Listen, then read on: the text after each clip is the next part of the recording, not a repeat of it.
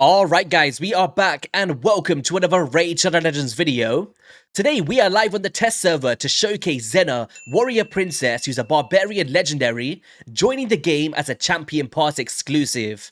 Now, for anyone that's not familiar with this character, she actually had a famous TV series, I believe from the late 90s into the early 2000s, and she was also a part of some video games as well.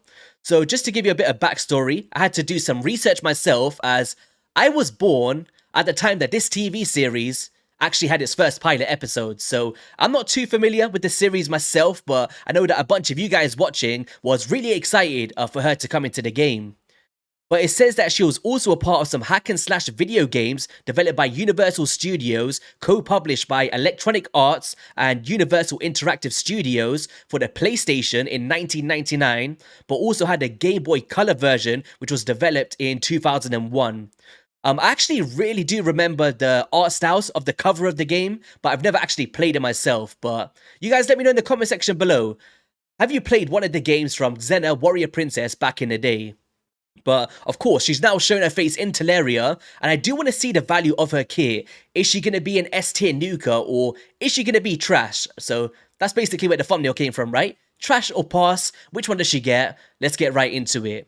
Now, aesthetic-wise, looks really cool, right? Like, from what I've seen of how she looked in the TV series, it's pretty much bang on in terms of aesthetics. I'm a huge fan of it, definitely fits the theme of the game. Now, I know that a bunch of you guys will want to hear my reaction to the insane prices to get the Elite Pass for this champion, but I'll save that towards the end, as I don't want to spur the negativity into the start of the video, right? So, okay, what does she do? I guess for the greater good, we'll start off with the passive here. She increases this champion's attack by 10% every time they use an active skill, which will stack up to 100% and will reset each round. Now, when you consider longer battles, right, we think about the Hydra boss, the Demon Lord clan boss, or even classic or live arena scenarios. If you can manage to scale this over the course of the battle by using your active skills, she's going to become a menace, and this is where you're going to see her true potential. But of course, even without the scaling, from my testing so far, she does hit pretty hard as well. She also has a 50% chance, of randomly changing this champion's weak hits to a normal, strong, or critical hit, which will be brought up to a 100% chance when attacking enemies under 2 or more buffs or debuffs. Now, this is also really cool. Think about Duchess Lilitu and getting the weak hits from being a Force champion. You can see where the value of this could definitely come to fruition. Now, I wasn't sure if it's like all of these combined or one of the other. I believe it will be one of the other, right? Unless I'm reading it wrong for the normal, strong, or critical hits. But, you know, in the arena, we're always facing these buff-heavy metas and, you know, Duchess and Pythions, Sify the Lost Brides, you name it. And being able to, you know, mitigate that chance to weak hit is very powerful. As an active effect on a 3-turn cooldown, she actually fills this champion's turn meter by 100% and will place a 50% increased attack buff on this champion for 1 turn whenever 8 or more buffs are placed on the enemy team in a single turn. Now, from first glance, you might be thinking, 8 buffs, are you crazy? Like, how are you supposed to proc this? Well, it's actually on the enemy team, not on a single champion, so, you know, if they just open up with a Duchess, block debuffs and an increased attack for instance. That's your 8 buffs right there, guys, so you'll be able to make full use of this, cut in with 100% turn meter, and kaboom, use one of your active skills to absolutely nuke your opponents, which we'll talk about the synergies soon. And I think this is very valuable, guys. Like, I know that a bunch of you that's progressing through the game really struggle to get your damage stats, whilst also your speed stats right to keep up with the speed race. But what I've done today is I've dropped her speeds all the way down. I'm talking 130 speed, and I'm cutting in and killing these opponents, so it's a really cool synergy that I think a lot of players can make use of. But of course, you can use it with higher speeds as well, not saying that you can't. I just think it's a really interesting one as she self-buffs as well if your other champions like a Duchess or an Arbiter doesn't manage to cut in. So pretty cool here. So alright, Whip of Destiny. She attacks all enemies and will ignore 10% of the target's defense for each buff on the target and will reset the cooldown of this skill if it kills 2 or more enemies. But you know, let's just say hypothetically they've got 4 buffs up. 40% ignore defense is very powerful, and when we start pairing this with Helm Smasher and Savage or Lethal and Cruel, you can see where the potential can come from, right? With the Chakram Cyclone, attacks all enemies and will ignore 5% of the target's defense for each buff on the target, so half the value of the ignore defense, but we also get a stealing of turn meter that becomes non-resistible against targets with 2 or more buffs or debuffs. So whether you're going with a traditional team, your Arbiters into Madame Ceres, 2 debuffs, you can still come through and steal those turn meters, or simply by just attacking champions that have 2 or more buffs, so kind of caters to both player styles. And then last but not least, with the Sword of Redemption, will attack one enemy 2 times and will ignore 3% of the target's defense for each buff on the target, so probably an average of 9%, right, if they got 3 buffs up. And will also ignore shield buffs if the target is under 2 or more buffs or debuffs. So she's really revolved around these buffs and debuffs being on these champions, right, to make the full values and ignoring the biggest amount of conditions in the arena. I think this is really cool because there's buffs everywhere nowadays, and in longer battles in live arena, you can imagine how much you can scale this, and if you can reach that 100%, you're just going to creep on those enemies and start dealing some crazy damage. But I'd say one downside is that she doesn't have any form of protection, i.e. a Leorius who puts an unkillable on himself, right, when he's hit with a fatal hit, or, you know, some form of revive on death, or just something. So you need to make sure that you can keep her alive long enough with some revivers to really bring it to life. Attack percent aura, 33% in arena, pretty sweet, right, on the higher end, pretty cool there. So, alright, how do I recommend to build this champion? Now, I've been all over the place. I've been thinking Stone Skin, make full use of that passive, boost into battle, and take down the opponents, just to keep her a bit protected, right? Because if you're facing buff-heavy teams anyway, then, you know, you're going to be ignoring a big bunch of defense without needing the lethal gear. But then I thought, like, why not show her with such slow speeds to see how much valuable that passive really is? So we've gone for Cruel and Lethal, and I've on purpose made sure there's no speed substats anywhere. So, kind of a weird build, something that I've not really done before, but I think it's interesting to try it out. Attack. We got crit damage here, managed to get a bit of a accessory boost here, and then attack as well, some attack percent. And overall stats, we have got 38,000 HP, bit of sustainability, a 7.1k attack on the higher end here, for my account anyway.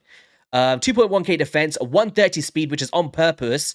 But if you want to go for like a more traditional nuker for most of the areas that go first, you can maybe sit around 180 to 200. I believe in my previous build in Savage, I had 200. It was completely fine. But, you know, just trying to showcase the slow speeds. 100% crit rate, 285% crit damage, and, you know, we don't really need accuracy because the turn meter reduction becomes non-resistible under those conditions. Mastery-wise, I have gotten down to the offense tree. Let me just move my mug off the screen. There we go. We're heading down to the Whirlwind of Death and Ruthless Ambush, trying to inflict some 8% more damage. Also, Bring It Down increases the damage inflicted when attacking targets with higher max HPs.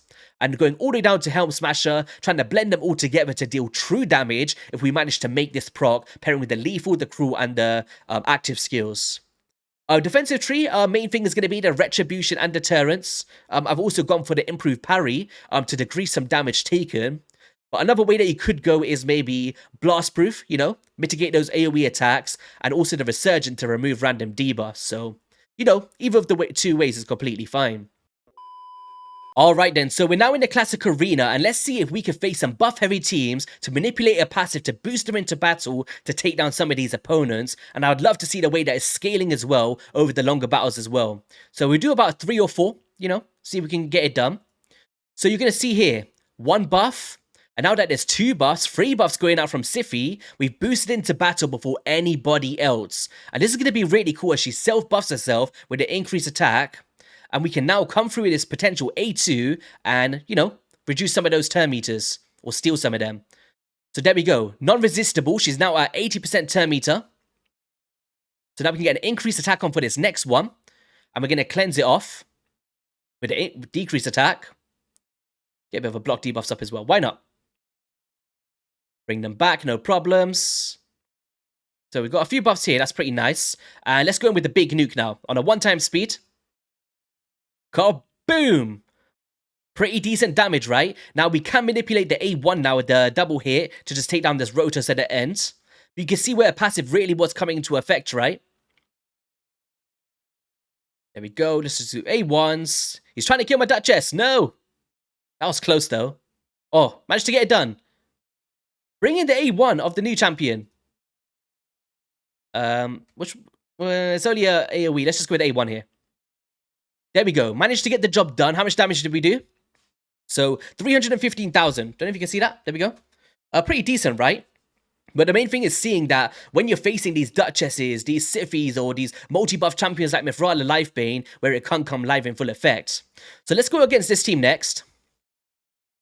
Now, of course, you don't need to have Marishka here, guys. You know, because we're on the test server, it's all content creators and the teams are busted. So I need something to, you know, keep it in the race. Keep it in the race, right? Or you could just use like a Mithrala, Lifebane, or any other protectors that you've got just to keep her alive. I don't have a Necrit, unfortunately. So she is protected right now.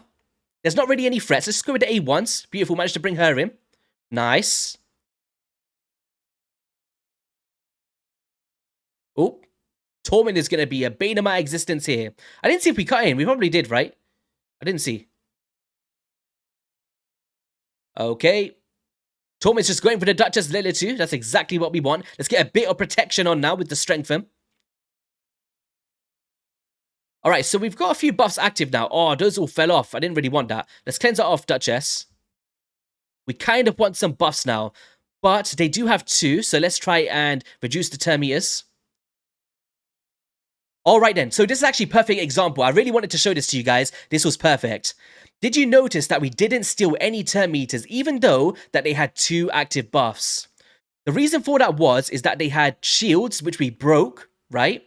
And the way that this champion determines it is, if the shield is broken and they're left with 1 buff after the damage calculation, well, she actually sees it as only 1 buff. Therefore, she has no turn meter reduction in her kit unless you have the accuracy stats. So it doesn't become non-resistible. So it's kind of like a phasing issue. Hopefully that makes sense. But definitely something that I noticed when I was using this champion. It's a bit unfortunate, honestly, but is what it is, right? Took me a bit of a while to understand that. But that would have been cool, right? We would have had ourselves a nice little, you know, a cheeky 80% turn meter there. She could have came back in with another attack by now. But they managed to ramp up their stats again. Perfect. We got increased attack active, so we'd have to rely on it again. And hopefully we can come through with a powerful nuke on this next ability. Alright, there we go. And just remember as well, we've got no turn meter, or decreased defense and weaken, sorry. This is just raw damage. Let's go with a boost. Oh, perfect. Oh, look at this. Beautiful. Here we go, guys. That's a lot of buffs. Let's go. Big whip. Okay, so we got, I see 92,000 on that Marishka. There we go. That was a lot of protection there. Let's get an increased attack on again. We only managed to kill 1 enemy. I do want to proc 2 to see if we can reset the cooldown of that skill. And this will allow you not to rely on reset champions if you are successful in killing those enemies, right? Because she resets her nuke ability if you manage to get the job done. But of course, when you're grinding through the game, you know, your gold 2s, your gold 3s, into gold 5 for the first time, you know, you're going to be facing way less intensive teams than this. So you should be able to one-shot against those kind of squads, right? Alright, so we can go with the A1 here. Alright, nice. We managed to proc it again. We do kind of need to get Marishka out of the equation first, honestly. So let's try to get her out. Boom, boom. She's out of the equation now. Siffi or Duchess, sorry, is going to revive. Oh, she's already revived the other one, the Mithrala Lifebane. Alright, let's go with the A1 again. Oh, we never got lucky on that one. We still got increased attack active, and they still got multiple buffs that's on for various durations, so we should be able to potentially one-shot on this next one. But the Strengthen is very powerful, man. Very powerful. Let's keep that Strengthen on. Oh, nice. That was a good little counterattack there. Oh, Marishka's back. Okay, let's just go with this one anyway. Nice, we managed to get some good turn meter fills from this one, but she is going to bring Torment back. And let's try to kill the Duchess now. She needs to go. Oh, it was close. It was close. We didn't have the increased attack on, though.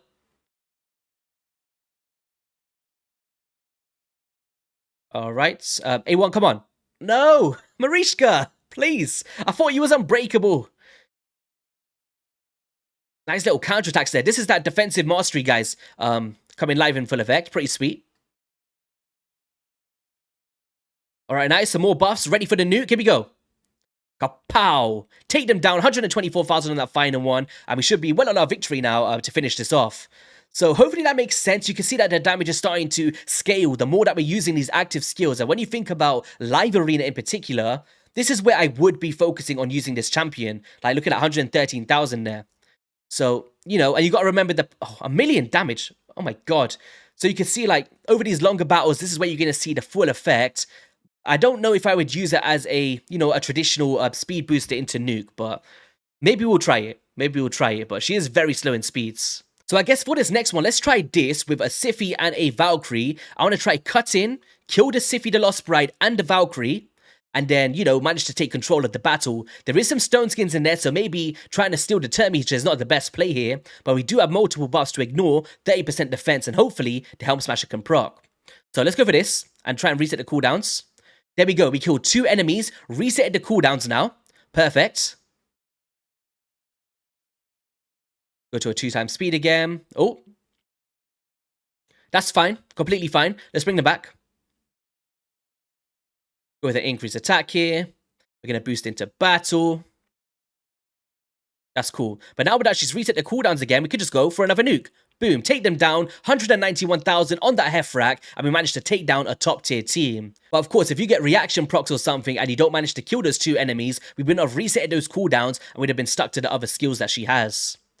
So let's go for another team here. So we've got this crazy +4, +3 team. We're really ramping it up now. And let's see if we're powerful enough to take this down. Now, I do want to use my other Duchess because she has Stone Skin on. And I don't really want to die. I'm not sure if she will die. I don't know. Let's just do it anyway, I guess. Where's my other Duchess? Nice. So the buffs go up. That's 8 in total with Rala Lifebane with the Strengthen and the Shield buff. Now, once again, we're going to try and... Actually, do we just A1 here? Potentially, instead of wasting skills? Or do we just go for a nuke anyway? It could be interesting if we can crack the shield though. Alright, let's see this.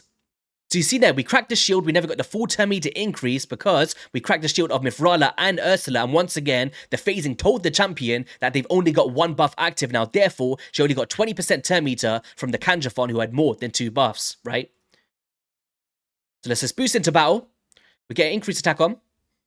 They've got quite a lot of buffs now, to be fair. Right? We don't need to waste our block debuffs right now.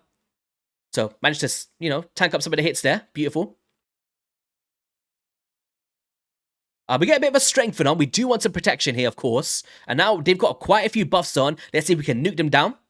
Boom. We killed 3 enemies. We reset the cooldown of those skills because we managed to kill 2 extra ones. And sometimes the ally protection can be like, I got killed by the ally protection, not the nuke. And it could become detrimental. So, okay, A1, bring her in. Beautiful. Increased attack. Let's kill that Duchess Lilitu. We never got the weak hits. That's perfect. With that passive skill, right? Because you can change the weak hits into the normal critical or the other one, whatever it's called. So, now that we've reset those cooldowns again, hypothetically, we should be able to nuke them to the ground again. Another ally attack. That's a French kiss right there. Beautiful. All right, here we go. We got it again. Let's see if we can kill 2 more enemies and reset it again, guys.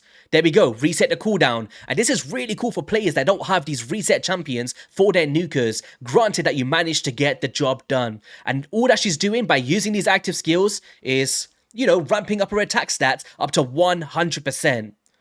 Really, really cool, man. Really cool. There we go. Take them down. 102,000 damage. Beautiful. Pretty top tier team here, right? I remember there were some times where I was playtesting it behind the scenes before making this video, and I did have some fails when I had some, you know, some bad procs at the Helm Smasher and stuff, but overall, you can see that against a less powerful team with a similar synergy, you can really make the job valuable here. Alright then, so we're now in the Demon Lord Clan boss where I just did a bit of a re-gearing, got her in the right speeds to throw into my unkillable team. Right? And her damage is starting to ramp up with a passive over time to that 100% to deal the most damage as possible. And in my previous testing, when I fully optimized it, I was seeing upwards of 440,000 from the active skills. And also on the default skills, seeing 400,000 with like 200 plus per hit. And we're kind of getting to that number as well in this build that I put on. That's only a weaken active at the moment. So let's wait for the drop defense to cycle around again to see the true value. And then we'll just go into a quick battle feature to see the overall numbers. Otherwise, we'll be sitting here, right, for the next 15 minutes. It's been a pretty long video so far. With my imaginary watch, you like it? It's free to get, free to play. And then afterwards, we'll speak about the prices as well. That's going on with the Elite Boss. Right, so cleanse that off. We need a bit of a drop defense and weaken, please. Rosin Scott height. So that's raw damage, 186,000, no drop defense or weaken. Here we go. Now, it's not fully ramped up. We're at a boss turn count 12. I'm not sure how many more turns she has. But there we go, 356,000. And let's see the A1 as well. But this is the thing, it's like, outside of raw damage, right, for traditional teams, she's not really bringing much else here, right? You know, like, Brackus the Shifter has a weaken debuff, or there's no poisons in there, or, you know, just something. Like, you know what I mean? So for Demon Lord, if you're just looking for raw damage, she's basically a Force Affinity Ronda, right? And in essence, Ronda might be better as well because she has that kind of ally attack feature where she teams up with allies to deal more damage, and that's where her value comes from. But she's still a very valuable option for Demon Lord if you don't have any better ones out there. And when you think about a team like this, let's just say you need a Force DPS, right? You've seen 400,000 there, pretty sweet. If you need a Force DPS where my Razin is, and you want someone else, right, in maybe the lead position that's applying your debuffs, you know, she could be really good to pair in these Ares compositions to be affinity friendly against Spirit, and she could take the stun, right? So it does open up that opportunity, I guess. But we see some pretty good damage. We managed to reach the 400k, which I did want to see. Let's just see one more cycle of abilities here. Increased attack on as well, 209, 188, so about 400k on that A1, right? Drop defense and weaken coming out again. We go increase attack. Come on. Xena, the warrior princess. All right, 400k again on that A1. But of course, like, there's many champions out there in the game that could probably perform to the caliber of that in the gear that she's in terms of stats. And we've also changed to masteries of War Master. Here we go. Active skill, 429,000. The most that I seen was 440 with the builds that I had. So let's get out of here now. Let's see what she did at 25 million. So it was 10 million. Out of the 25, so, you know, really, really respectable there. But let's just go into a quick battle, see what it does on the final rewards. And drum roll, please. A 37 million and a 90 million key. And on average, my Ronda in a Brimstone, by the way, so she does have blessings, does around 44 million. So it is comparable, like it's very, very close. Or probably on the same caliber, to be fair, once you consider the Brimstone. Try that one more time. Like, if I start to get even Phantom Touch on there, maybe, or whatever that may be, you can really see where the damage could ramp up. So very similar, 37 million again. Try that one more time. Always look for consistency. Here we go. And 37 again, so there we go. In this team in particular, with no ally attacks and stuff, she's putting up that much damage. And in terms of her stats on this one, for anyone that just wants to see, she has 193 speed, overcapped on crit rate. Sorry, I'm in the way. Overcapped on crit rate and 289% crit damage and 6.4k attack. So relatively decent, right? For what we're seeing here. So alright, let's head out of this now. That was kind of all for the video guide today. Hopefully you guys enjoyed it. And let's head over into my main account to have a look at the glorified Elite Pass, Champion Pass, Battle Pass. Let's get into it. So we're now live on my main account, and I'm going to briefly speak about my thoughts on the Battle Pass or Champion Pass to obtain Xena, Warrior Princess, as the final rewards. Now, for anyone that wasn't aware, we did previously have a Battle Pass that included a Void Legendary in a Whirling Frost King. He was, I don't know, he was meh back in the day. He got a bit of a buff and decent nowadays. But we also had a Stag Knight, one of the best progression epics in the game, alongside two of the bears from the Skinwalkers in the Earthsign Ironhide and the other dudes. And then also Frozen Banshee, Great Clan Boss Champion, and a Gravechill Killer. Inside that, I recall there being shards in there was good resources, and the bang for your buck at $24.99 was reasonable, right? If anything, it was too generous. We got so much for what we got. Now, when we think about this one, the Champion Pass, the rewards are nowhere near the caliber of what we had in the past for half the value. And I think this is one of the biggest problems. Like, I'm not sure if their minds, they think, like, guaranteed events, you know, 10, 15, 20 sacred shards with a value of like £200 to £300 in value to get one legendary, and people go for those, right? And in their minds, they might be thinking, yo, £40, this is fine. Like, players are going to love this because they're so used to spending 200. But just a bit of a newsflash rate, Battle Passes in games are supposed to be the most accessible thing for a low spender player, right? Or just someone that wants to get involved with something on a consistent basis. Like many games that I played in the past where you get champion skins or gun skins or avatars or whatever it may be, usually get very good value in those games for about 10 to 15 pounds. But you know, coming in with the 40 and then the 60 if you want to unlock it, you can keep that there. But I think for the general player that just really loves this champion, like there's probably a bunch of new players that swooped into the game. They've seen Xena, a nostalgic character that they used to watch in the past from the famous TV series, and they just want to put their hands on this champion, right? They probably come into the game, new player, and they look at these packs, right? Like, I don't know, let's just find one. 24.99 for a Sacred Shard, a 6% chance to get a Legendary. And they're thinking, yo, an extra 15, I'll be able to get the character that I came here for, and I'll be good to go. And, you know, there's nothing wrong with that if that's what you wanted to do. But it's just the essence of, you know, they've hit their target demographic, a character that loads of players are definitely into from the comments and the stuff that I've seen about the community in Xena Warrior Princess, and they put this prize mark on it. And honestly, when I look at this, I feel like the free rewards are actually better than the paid rewards. And it should be vice versa, right? Or just at least on the same caliber or something. Like, look at this. 5 Plarium points. What am I supposed to do with that? We need 20,000 to get Sisha from the Sylvan Watchers. We get 20 here in total, or 30, whatever it is. I don't know, it's laughable. And then we get what? A 5-star chicken? In my personal opinion, if you're spending 40, right, rate, at very minimum, we should be getting 5 5-star chickens. I think there should be enough resources in here to insta 6-star. I'm talking fully ascend, fully brew as well. Like 5 brews will get you like, what, 10 levels or something, and an insta 6-star. That should be a minimum, you know? Let a player enjoy it straight away. Outside of that, a clan boss key, whatever. I don't know, I just feel like there's lots missing, but for free-to-play players, or even paying players as well, you still get this. Like 6-star Cruel Gate, that's very good if you first come into the game, right? Think about how long it takes to get to Ultra Nightmare Clan Boss. You know, if you get good rolls on these, could be very valuable. We got multi-battles in there. Pretty sweet for mobile players, right? An avatar to flex in arena, and also a juicy little Sacred Shard at the end, which, of course, I know we miss out on our 5-star chicken and our Sacred Shard monthly, but being able to have something in the game which we didn't have yesterday, I definitely see it as a plus in this day and age. So, you know, free pass, pretty big fan of it. Paid pass, all trash apart from the champion itself, and it comes down to your discretion if you feel like £40 is a value that you could put a price on it. Like for me personally, as a content creator, it's a really hard situation because, of course, I want to obtain as many champions as possible for future guides and stuff, so I might find myself end up buying this even though I don't agree with the price point. But even the challenges, I feel like they're not innovative enough. Like, use 50,000 silver to get 50,000 silver, to not even rank up a piece to level 2. I don't know. Don't want to be too negative, of course. Like, the champion is really cool, but I have to speak my mind on certain things when I don't agree with it. But I don't know. You guys let me know your thoughts in the comment section below. Hopefully you guys enjoyed today's champion guide, regardless of the cost of the champion. And yeah, have an amazing rest of your day, and I'll see you all in a video soon. Peace.